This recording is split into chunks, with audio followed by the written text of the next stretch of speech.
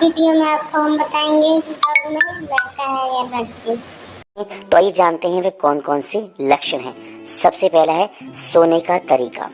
यदि गर्भवती महिला प्रेगनेंसी के दौरान बाईं और करवट लेकर सोना पसंद करती है, यानी गर्भवती महिलाओं को लेफ्ट साइड में कंफर्टेबल महसूस होता है, तो ये गर्भ में बेटा होने का संकेत होता है।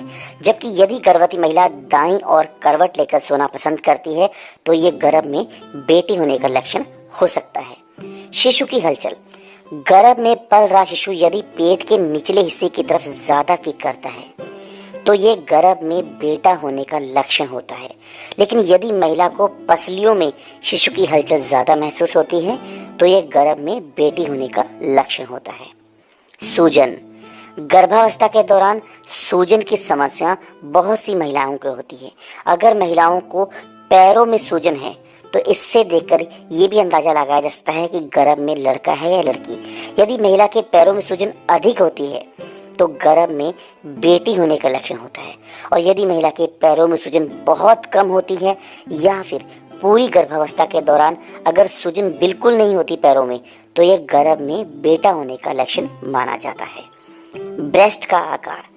गर्भावस्था के दौरान यदि महिला का दायां स्तन बाएं स्तन से बड़ा हो जाता है, तो इसका मतलब ये होता है कि महिला के गर्भ में एक नन्ही सी राजकुमारी पल रही है। यदि बायां स्तन दाएं स्तन से बड़ा है, तो गर्भ में बेटा होना माना जाता है। पेट पर लाइन होना।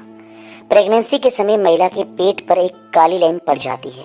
यदि ये लाइन पेट से लेकर नाभि पर से होती हुए नीचे की तरफ बिल्कुल सीधी जाती है, तो इसका मतलब है कि आप एक बेटे की मां बनने वाली हैं। और यदि ये लाइन नाभि के पास आकर मुड़ जाती है, तो ये गर्भ में बेटी होने का लक्षण माना जाता है। चेहरे पर निखार आना।